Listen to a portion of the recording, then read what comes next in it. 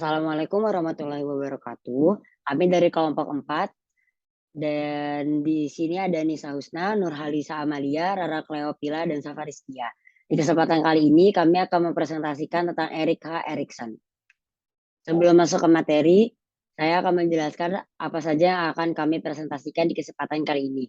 Yang pertama, kami akan menjelaskan tentang biodata Erikson, lalu yang kedua sejarah hidup Erikson, yang ketiga konsep teori Erikson, yang keempat kritik kelebihan dan kekurangan Erikson, dan yang kelima kesimpulan. Yang pertama, saya akan menjelaskan tentang biodata dari Erik Erikson.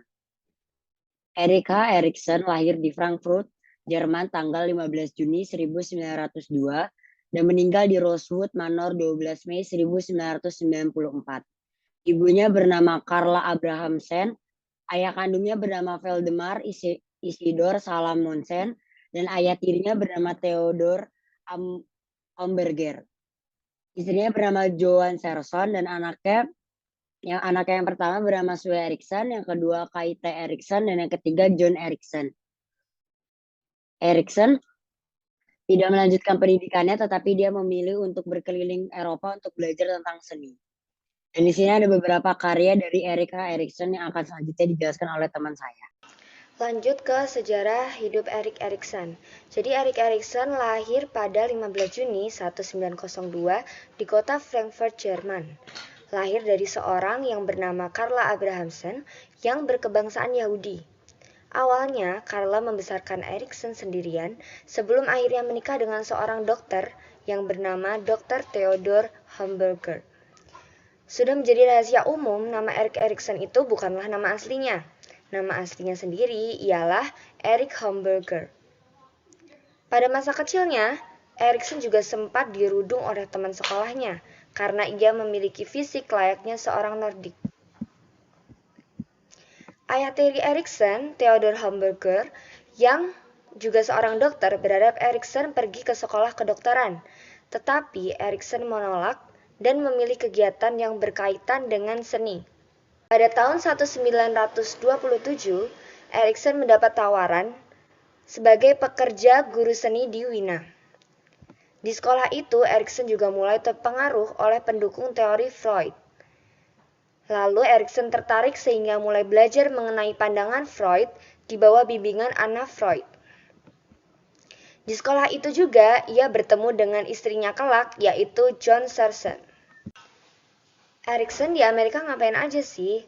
Jadi Erikson ini mendapat tawaran mengajar di Harvard Medical School. Lalu Erikson juga buka praktik tentang psikoanalisis anak, mengajar juga di University of California di Berkeley, dan memperoleh kewarganegaraannya dan mengganti nama menjadi Erik H. Erikson. Nah, buku dan karya Erik Erikson sendiri, yang pertama ada Children and Society, yang terbit pada 1950, lalu ada diskusi mengenai kepribadian rakyat Amerika, ada basis argumen tentang teori Freudian menurut pandangannya, ada juga esai, analisis mengenai Maximo Gorky dan Adolf Hitler. Nah, setelah Erikson meninggalkan Berkeley, kemudian bekerja dan mengajar di sebuah klinik selama 10 tahun, lalu ia kembali ke Harvard tahun 1970. Lalu ia melanjutkan tulisan dan penelitian bersama istrinya hingga beliau meninggal pada tahun 1994. Selanjutnya, saya akan menjelaskan tentang teori dari Erik Erikson. Nah, pertama-tama saya akan menjelaskan tentang konsep teori Erik Erikson.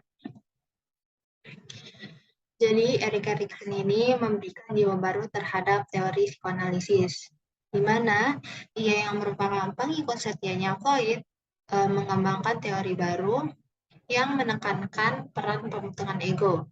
Menurutnya, ego itu berkembang melalui respon terhadap kekuatan dalam dan kekuatan lingkungan sosial, di mana ego itu bersifat adaptif dan kreatif otonomi dalam mengatasi permasalahan diri terhadap dunia. Erikson juga mengaku kualitas atau faktor biologis dan inisiatif itu masih berpengaruh dalam pembentukan perilaku. Namun, hal tersebut masih dapat berkembang dan masak yang dikarenakan oleh pengalaman dan lingkungan sosial. Sedangkan menurut Erikson, lingkungan itu bukan semata-mata sebagai penghambat atau penghukum seperti di teorinya Floyd, tapi juga mendorong dan membantu individu untuk tumbuh dan berkembang. Berikut, saya akan menjelaskan tentang perbedaan teori Floyd dan Erikson. Di sini masing-masing ada 7 poin dari Floyd dan Erikson sendiri, di mana poin antara poin 1 Floyd dan poin 1 Erikson itu memiliki konteks yang sama, dan ini berlaku pada poin-poin selanjutnya. Jadi perbedaan teori Floyd dan Erikson. Poin pertama itu, menurut Floyd, peranan faktor ID itu sangat penting. Sedangkan menurut Erikson, peran fungsi ego itu lebih ditonjolkan karena berhubungan dengan tingkah laku yang nyata. Poin kedua, menurut Floyd, hubungan segitiga antara anak, ibu, dan ayah menjadi landasan penting perkembangan kepribadian. Sedangkan menurut Erikson tidak melupakan pentingnya peran ayah dan ibu. Tetapi ia lebih menitik beratkan pengaruh lingkungan dan pengalaman sosial. Poin ketiga, Floyd hanya memuat 5 tahapan perkembangan manusia, sedangkan Erikson memuat 8 tahapan perkembangan manusia. Poin keempat, Floyd menekankan bahwa pengalaman di awal masa kanak-kanak membentuk kepribadian secara permanen. Sedangkan menurut Floyd, perkembangan ego itu bersifat seumur hidup. Poin kelima, menurut Floyd, landasan pemikiran Floyd dalam perkembangan individu ialah dari psikis, di mana psikis itu berasal dari libido atau seksual. Sedangkan menurut Erikson, landasan pemikirannya itu menggunakan pengaruh yang ditimbulkan oleh masyarakat serta lingkungan sosial. Poin ke-6, menurut Floyd menggunakan fase-fase kenikmatan seksual sebagai penentu tahap perkembangan, sedangkan Erikson menggunakan hubungan kontra untuk menggambarkan setiap tahap dalam perkembangan. Dan poin terakhir, poin 7, menurut Floyd, hambatan perkembangan itu dikarenakan konflik keinginan ID tidak disanggupi atau dilakukan secara berlebihan. Sedangkan menurut Erikson, hambatan perkembangan itu dikarenakan interaksi ego dan lingkungan. Selanjutnya saya akan menjelaskan tentang struktur kepribadian. Nah, Erikson ini menyatakan bahwa struktur kepribadian manusia itu dibagi menjadi 3 bagian, yaitu pertama ego kreatif, kedua ego otonomi, fungsional, dan yang ketiga pengaruh masyarakat. Yang akan saya bahas lebih detail, pertama-tama saya akan menjelaskan tentang ego kreatif. Jadi, apa itu ego kreatif? Menurut Erikson, jadi ego kreatif itu adalah ego yang dapat menemukan pemecahan kreativitas atas masalah baru yang ada pada setiap tahap kehidupan. Apabila menemukan hambatan atau konflik pada suatu fase, ego tidak menyerah, tetapi bereaksi dengan menggunakan kombinasi antara kesiapan batin dan kesiapan yang disediakan lingkungan. Nah, ego yang sempurna ini, kalau menurut Erikson, itu memiliki 3 dimensi, yaitu faktualisasi, universalitas, dan aktualisasi. Di mana faktualisasi adalah kumpulan sumber data, fakta, serta metode yang nanti dicocokkan atau diverifikasi yang mana nih metode yang cocok digunakan pada suatu peristiwa terjadi. Nah, kumpulan data ini berasal dari interaksi ego dan dengan lingkungan. Maksudnya gimana sih itu? Jadi contohnya, misalkan ada bayi nangis nih, kan banyak faktor kan yang bikin bayi nangis, misalkan dia lapar, atau popoknya udah penuh, atau dia digangguin orang, atau dia mungkin cuma kegerahan. Nah, nanti dari ingatan kita, dari kumpulan data yang kita punya, itu nanti kita cocokkan mana sih yang paling benar dengan kejadian di lingkungannya. Nah, setelah udah diverifikasi, dicocokkan, itu nanti dipilih nih metode yang paling tepat itu yang mana untuk mengatasi peristiwa tersebut. Nah, misalkan nih tadi bayi itu nangis karena dia lapar. Nah, si ego itu kayak, oh berarti bayi itu lapar kan, berarti nanti dikasih susu aja. Nah, ego itu yang memvalidasi gitu loh perbuatan kita gitu. Untuk yang kedua, universalitas adalah dimensi yang mirip dengan prinsip realita yang dikemukakan oleh Floyd, di mana Dimensi ini berkaitan dengan sense of reality yang menggabungkan pandangan semesta atau alam dengan sesuatu yang dianggap konkret dan praktis. Maksudnya gimana? Misalkan nih, kita itu punya kelas pagi, tapi kita itu ternyata bangunnya kesiangan, jadi kita nggak sempat sarapan nih. Terus jadinya kita pergi ke kampus tanpa makan. Nah, pas lagi kelas, kita tuh kayak pikirannya, aduh lapar, tapi kita tetap nggak makan, kita tetap nahan makanan, tetap nahan lapar. Itu kenapa? Karena kita sadar kalau misalkan kita lagi kelas. Lanjut, untuk yang ketiga, dimensi ketiga itu aktualitas. Aktualitas adalah ego yang berusaha untuk mengembangkan dan menemukan cara baru dalam memecahkan masalah yang dihadapi agar lebih efektif, progresif, dan prospektif. Nah, menurut Erikson juga dalam buku Al-Wisal, dia berpendapat bahwa sebagian ego itu bersifat tak sadar, mengorganisir pengalaman yang terjadi masa lalu dan pengalaman yang akan terjadi pada masa depan. Erikson menemukan 3 aspek ego yang saling berhubungan. Ini body ego, ego ideal, dan ego identity, di mana aspek itu umumnya berkembang dengan pesat pada masa dewasa. Meskipun begitu, ketiga aspek itu tetap berkembang setiap fase kehidupan. Jadi apa itu body ego, ego ideal, sama ego identity? Jadi body ego itu adalah suatu pengalaman individu terkait dengan tubuh dan fisiknya sendiri. Maksudnya gimana? Misalkan nih, kita ambil dari bayi lagi. Jadi ketika bayi baru dilahirkan, itu dia nggak ngerti ini tangan ini buat apa, kaki ini buat apa, telinga ini buat apa, mata ini buat apa. Tapi seiring berjalannya waktu, nah akhirnya si bayi ini ngerti loh, oh misalkan tangan ini berguna untuk megang sesuatu atau kayak untuk memeluk ibunya. Kalau kaki misalkan untuk jalan, untuk pergi ke tempat yang dia inginkan atau yang lain-lain. Selanjutnya untuk ego ideal itu merupakan suatu gambaran terkait dengan konsep diri yang sempurna. Individu cenderung akan berimajinasi untuk memiliki konsep ego yang lebih ideal dibandingkan orang lain. Maksudnya gimana? Jadi misalkan nih, setelah tumbuh tuh bayinya udah jadi remaja, si remaja ini kayak sangat wow dengan konsep kedermawan. Ganti. Jadi misalkan si remaja ini sangat wow dengan konsep seorang yang sangat bertanggung jawab gitu kan. Jadi si ego ini nanti akan mengarahkan dia menjadi bagaimana sih cara si bayi ini biar bisa jadi bertanggung jawab gitu kan. Bukan bayi lagi deh, udah remaja dia. Lanjut, ego identity itu menggambarkan gambaran yang dimiliki individu terkait dengan diri yang melakukan peran sosial pada lingkungan tertentu. Maksudnya gimana nih? Jadi maksudnya nih, kita masuk dalam contoh. Misalkan di kampus kita tuh ngeliat perempuannya itu misalkan berpakaiannya rapi, terus dia tuh kelihatan umurnya 30 sampai 40 tahun. Terus dia tuh kayak atmosfer yang di sekeliling dia itu sangat kayak berwibawa sekali gitu kan. Terus kita juga ngeliat kayak setiap mahasiswa yang melewati perempuan ini kayak nunduk gitu kan, kayak ngasih salam gitu kan. Oh, jadi kita kayak mempersepsikan kayak, oh itu guru gitu kan, itu dosen.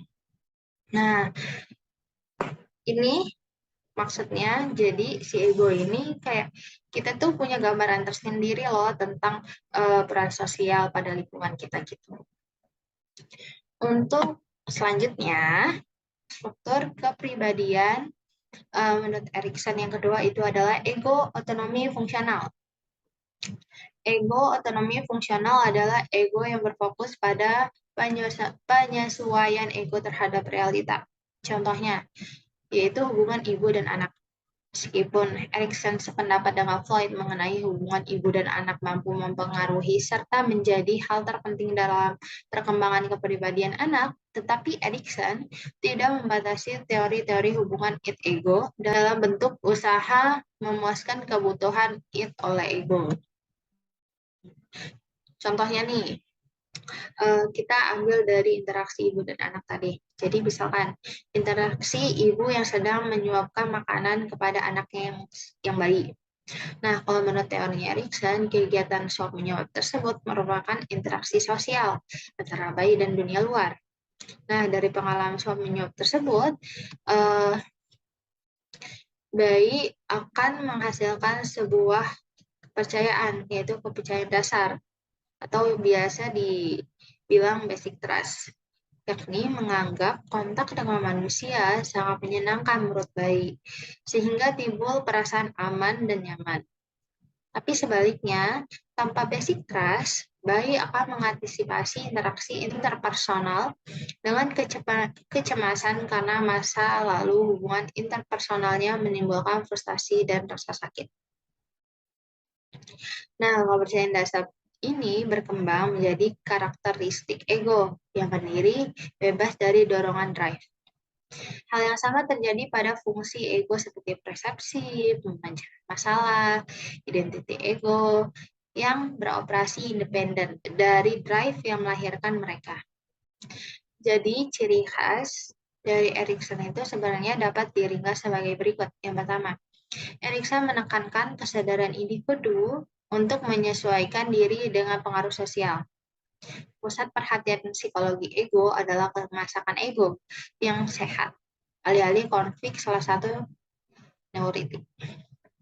Untuk yang kedua, Erikson berusaha mengembangkan teori insting dari Freud dengan menambahkan konsep epigenetik kepribadian yang nanti akan saya jelaskan.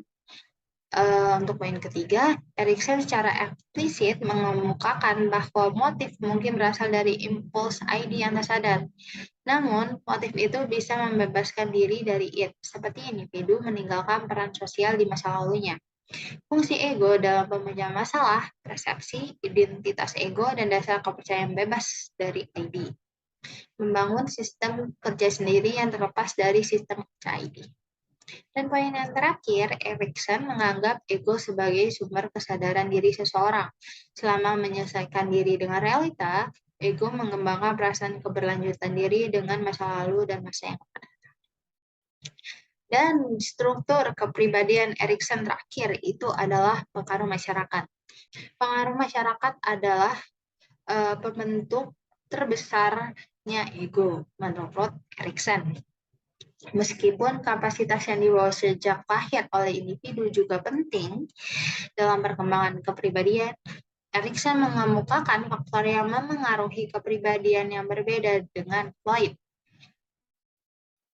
Meskipun Floyd menyatakan bahwa kepribadian dipengaruhi oleh biologikal, Erikson memandang kepribadian dipengaruhi oleh faktor sosial dan historikal.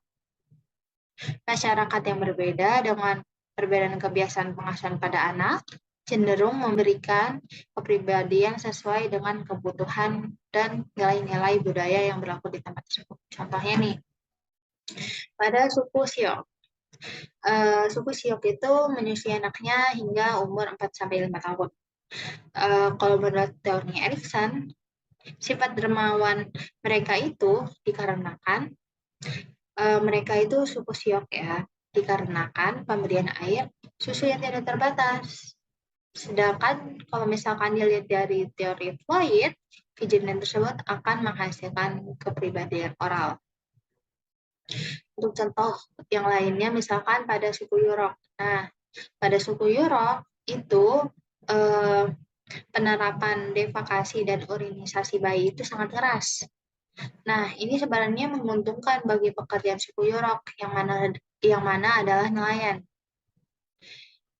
Tapi gimana kalau kita masuk ke dalam teorinya Floyd, kejadian tersebut cenderung mengembangkan kepribadian anal, di mana kepribadian anal dan kepribadian oral oleh masyarakat Amerika Eropa waktu itu adalah sikap yang tidak dikehendaki atau bersifat simptom neurotik.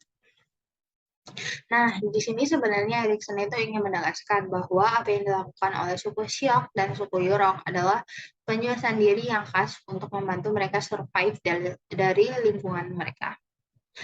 Pandangan orality dan anality sebagai sifat menyimpang menurut Erikson merupakan suatu entrosentris, di mana memandang dan membandingkan nilai budaya orang lain dengan berdasarkan budaya sendiri. Ini dalam arti jelek ya. Selanjutnya saya akan menjelaskan tentang perkembangan kepribadian. Yang pertama dalam aspek psikoseksual. Teori perkembangan dari Erikson melengkapi dari teorinya Freud dalam dua hal. Yang pertama, melengkapi tahap perkembangan menjadi 8 tahap, yakni tahap bayi, tahap anak, bermain, sekolah, remaja, dewasa awal, dewasa, dan tua. Sedangkan kalau Freud hanya membahas 4 tahap dari bayi hingga usia sekolah. Terus, yang kedua, teori yang dilengkapkan oleh Erikson itu adalah memakai analisis konflik untuk mendeskripsikan perkembangan kepribadian. Dan selanjutnya perkembangan kepribadian itu kita membahas tentang teori epigenetik. Jadi apa itu teori epigenetik? Jadi itu adalah ego yang berkembang melalui berbagai tahap kehidupan mengikuti prinsip epigenetik atau embriologi, di mana tiap bagian ego berkembang pada tahap perkembangan tertentu dan rentang waktu tertentu. Maksudnya, tahap perkembangan yang satu terbentuk, maka tahap itu akan dikembangkan di atas perkembangan sebelumnya, dengan catatan tidak mengganti tahap perkembangan sebelumnya. Jadi maksudnya gimana sih? Kita masuk ke contohnya. Jadi misalkan kita ambil objeknya bayi lagi. Pada perkembangan fisik bayi, itu kan dimulai dari merangkak, lalu duduk, berdiri, berjalan, baru berdiri kan. Jadi ketika bayi sudah masuk ke dalam tahap merangkak, mereka baru bisa mengembangkan potensi selanjutnya, yaitu seperti duduk, berdiri, berjalan, melompat, dan lain-lain. Namun, sesudah mereka misalkan menguasai cara yang untuk melompat, mereka itu tetap bisa merangkak dan berjalan. Selanjutnya, saya akan menjelaskan tahap perkembangan psikososial. Tahap pertama ialah invasi atau masa bayi. Tahap ini berlangsung pada masa oral. Kira-kira terjadi pada umur 0-1 tahun. Masa ini ditandai adanya kecenderungan trust dan mistrust. Perilaku bayi didasari oleh dorongan mempercayai atau tidak mempercayai orang-orang di sekitarnya. Dia sebenarnya mempercayai orang tuanya, tapi orang yang dianggap asing tidak akan dipercayainya. Nah, kalau misalkan kita masuk ke tahap sensori oral pada bayi, itu ditandai oleh dua jenis inkorporasi, yaitu mendapatkan dan menerima. Tugas yang harus dijalani pada tahap ini adalah menumbuhkan dan mengembangkan kepercayaan. Kepercayaan ini akan terbina dengan baik apabila dorongan oralis pada bayi terpuaskan, misalkan tidur dengan tenang, menyantap makanan dengan nyaman dan tepat waktu, serta dapat membuang kotoran dengan sepuasnya. Konflik antara kepercayaan dan ketidakpercayaan memunculkan harapan. Bayi harus mengalami lapar, haus, nyeri, ketidaknyamanan sehingga mereka dapat melakukan perbaikan atau mencari cara untuk menghilangkan kondisi yang tidak menyenangkan tersebut. Nah, dari peristiwa tersebut, bayi bisa belajar belajar untuk mengharapkan bahwa hal yang menyakitkan akan berubah menjadi menyenangkan. Kebalikan dari hope adalah menarik diri atau withdrawal, yang disebut Erikson sebagai sumber patologis dari bayi. Bayi yang memiliki harapan kecil akan menarik diri dari dunia luar dan cenderung mengalami gangguan psikologis yang serius. Selanjutnya, tahap kedua, childhood atau masa kanak-kanak awal. Masa ini ditandai dengan kecenderungan autonomi, shame. Pada masa ini, sampai batas-batas tertentu, anak sudah bisa berdiri sendiri, duduk, berdiri, berjalan, bermain, minum dari botol sendiri, tanpa ditolong oleh orang tua. Tapi di pihak lain, dia telah mulai memiliki rasa malu dan keraguan dalam berbuat, sehingga seringkali meminta tolong atau minta persetujuan dari orang tuanya. Tahap kedua adalah tahap anus dan otot. Masa ini biasanya disebut masa balita, yang berlangsung mulai dari 1-3 tahun. Tugas yang harus diselesaikan pada masa ini adalah kemandirian atau otonomi, sekaligus dapat memperkecil perasaan malu dan ragu. Apabila dalam menjalin suatu relasi antara anak dan orang tua terdapat sikap atau tindakan yang baik, maka dapat menghasilkan suatu kemandirian. Namun sebaliknya, jika orang tua dalam mengasuh anak yang bersifat salah, contohnya kalau anak kecil di sana nih, pada saat tidur malam-malam, anak terus dibentak secara berlebihan. Nah, maka nanti anak memiliki kecenderungan untuk berkembang dan mengalami sikap malu dan ragu-ragu. Hasil dari krisis otonomi versus malu ragu-ragu ini adalah kekuatan dasar, yaitu kemauan. Ini permulaan dari kebebasan kemauan dan kekuatan kemauan. Menjadi dasar yang baik itu. Dasar-dasar kemauan dapat muncul hanya jika anak diberikan izin untuk melatih mengontrol sendiri otot-ototnya, anal, uretra, dan otot-otot lainnya. Apabila anak-anak tidak berhasil melewati fase ini, maka anak tidak akan memiliki inisiatif yang dibutuhkan pada tahap berikutnya dan akan mengalami hambatan terus-menerus pada tahap selanjutnya. Oke, selanjutnya adalah tahap ketiga, play age atau masa bermain. Masa ini sering disebut dengan masa prasekolah, preschool age. Pada masa ini, anak telah memiliki beberapa kecakapan. Dengan kecakapan-kecakapan tersebut, dia terdorong melakukan beberapa kegiatan. Tetapi, karena kemampuan anak tersebut masih terbatas, ada kalanya dia mengalami kegagalan. Tahap ketiga ini juga dikatakan sebagai tahap infantile genital, lokomotor, atau yang biasa disebut masa bermain. Usia bermain juga merupakan tahap di mana anak mulai bisa memberi label benar atau salah terhadap tingkah lakunya. Akan tetapi, bila anak saat berada pada periode mengalami pola asuh yang salah, yang menyebabkan anak selalu merasa bersalah, akan mengalami malignasi, yaitu sering berdiam diri. Tahap keempat, school age atau masa sekolah. Konsep usia sekolah school age meliputi perkembangan dari usia 6 hingga 12 atau 13 tahun.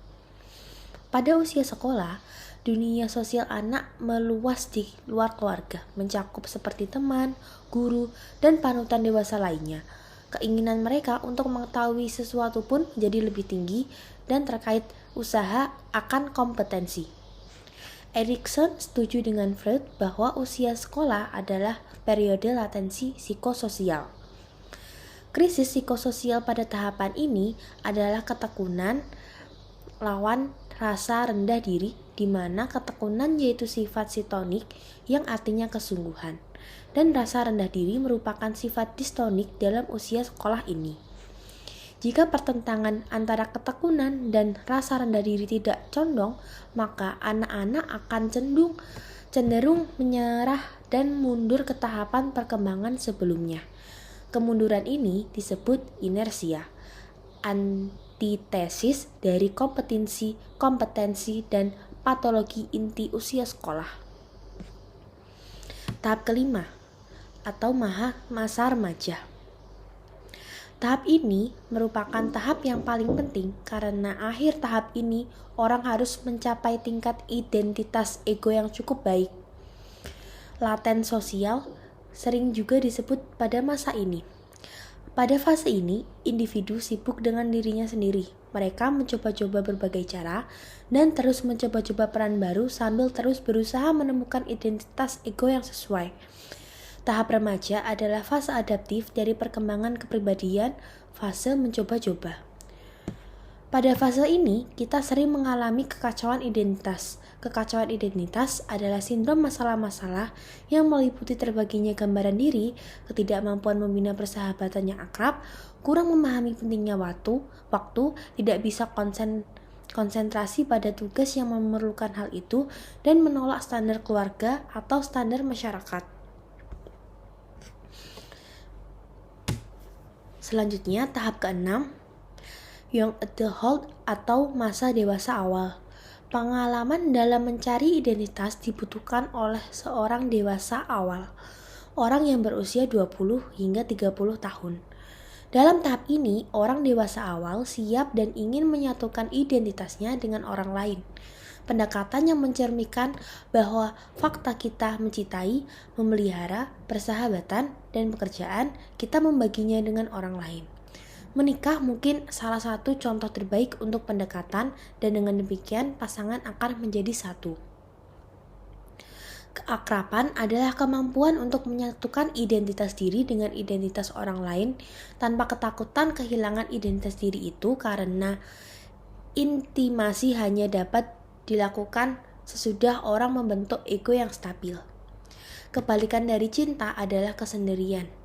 Kesendirian menjadi patologis kalau kekuatannya sampai menghalangi kemampuan bekerja sama, kompetensi, atau kompromi yang sesuai, yang semuanya menjadi syarat mutlak untuk adanya intimasi dari dan cinta. Tahap ke-7, middle adulthood atau dewasa madya. Masa dewasa yaitu masa ketika manusia mulai mengambil bagian dalam masyarakat dan juga dapat menerima tanggung jawab dari apapun yang diberikan oleh masyarakat. Tahapan perkembangan yang paling lama karena dapat menghabiskan waktu dari 31 tahun hingga 60 tahun. Masa dewasa ini ditandai oleh gaya psikoseksual dan prokreativitas, krisis psikologi, generativitas versus stagnasi, dan kekuatan dasar rasa peduli. Tahap ke-8 atau dewasa akhir. Masa dewasa akhir pada teori Erikson terjadi pada seseorang yang berumur lebih dari 65 tahun. Pada aspek psikoseksual, tahap dewasa akhir memperoleh kenikmatan seksualitas bisa dengan rasa sensasi fisik, penglihatan, pendengaran,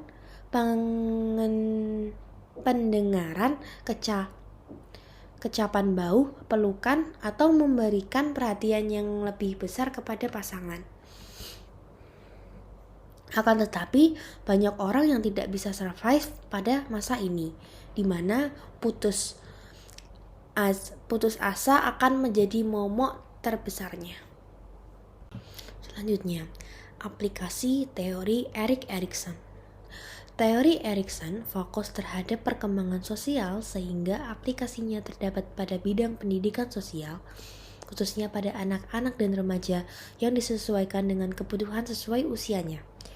Teori Erikson ternyata aplikatif terhadap pencaritaan sebab akibat pemuda di Amerika seperti problem pilihan pekerjaan, konflik dengan orang tua, keanggotaan kelompok sebaya, hubungan cinta remaja, penggunaan obat psikotropik, dan memahami kepribadian klien pada bidang psikoterapi. Akan tetapi, secara khusus, Erikson tidak mengembangkan usulan treatment yang khas sesuai dengan teori psikososialnya, namun dalam bidang pengukuran Erikson mengusulkan dua cara, yaitu play construction test. Permainan ini dikhususkan kepada anak usia sekolah dan usia bermain, di mana mereka diminta membayangkan menjadi sutradara dan membuat adegan film yang menarik memakai permainan yang telah disediakan.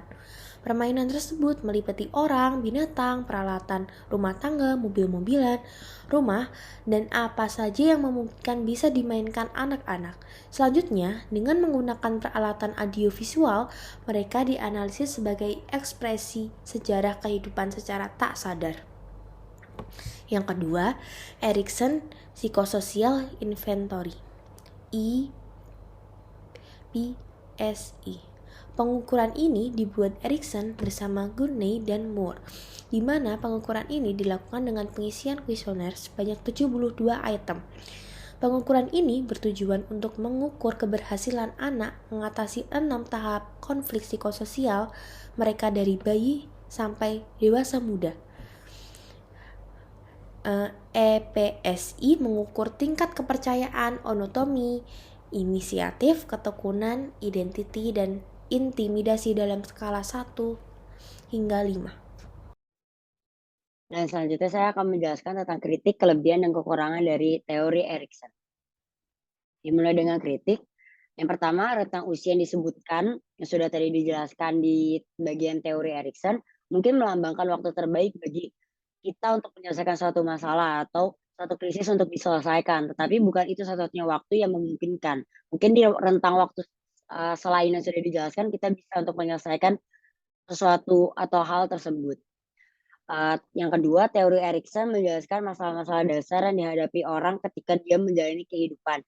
Namun teorinya telah dikritik karena teori tersebut tidak menjelaskan bagaimana atau mengapa orang melangkah dari satu tahap ke tahap yang lain, karena teori itu sulit dipastikan secara riset. Lalu kelebihan dan kekurangan dari teori Erikson. Kelebihannya yang pertama, kesadaran individu untuk menyesuaikan diri dengan pengaruh sosial. Lalu yang kedua, memandang ego sebagai struktur kepribadian yang otonom dan berfokus pada kualitas ego. Yang ketiga, tahap perkembangan lebih kompleks. Kenapa lebih kompleks? Karena di Erikson ini, dia menjelaskan melalui 8 tahap perkembangan manusia yang lebih rinci dari umur segini hingga segini dan seterusnya. Lalu yang keempat, menekankan bahwa perubahan pada setiap tahap perkembangan sangat penting. Kekurangannya yang pertama, nilai ilmiah penelitian dilakukan Erikson tidak begitu akurat, dan yang kedua tidak dapat diterapkan secara universal atau secara keseluruhan. Dan selanjutnya akan dijelaskan oleh teman saya. Terima kasih Safa atas waktunya. Jadi pembahasan terakhir dari kelompok kami adalah kesimpulan. Jadi kesimpulan yang bisa didapatkan dari kelompok kami adalah Erikson memberikan angin baru terhadap teori psikoanalisis yang berujung terkenalnya Erikson sebagai salah satu tokoh psikososial. Pada teori barunya, ia lebih menekankan peran pembentukan ego yang berkembang, khususnya karena pengalaman dan lingkungan sosial. Erikson membagi struktur kepribadian ego menjadi 3, yaitu ego kreatif, ego otonomi fungsional, dan pengaruh masyarakat. Terus, Erikson memperkenalkan tahap perkembangan kepribadian melalui prinsip epigenetik atau empirologi, di mana tahap perkembangannya dibagi menjadi 8 tahap yang menggunakan hubungan saling kontra untuk menggambarkan setiap tahapnya. Selanjutnya, teori Erikson telah membantu di berbagai bidang psikologi, salah satunya pada bidang psikoterapi, dalam mendapatkan pemahaman kepribadian klien. Sayangnya, Erikson tidak mengusulkan suatu treatment khas, akan tetapi dalam bidang pengukuran, Erikson menyumbangkan beberapa idenya, seperti play construction test dan Erikson Psychosocial State Inventory atau EPSI. Sekian presentasi dari kami, yaitu dari kelompok 4. Terima kasih atas perhatiannya, dan kami dari kelompok 4 meminta maaf kepada Ibu dan teman-teman jika ada kesalahan. Jika ada feedback, saran, ataupun pertanyaan, dipersilakan untuk ditanyakan. Terima kasih.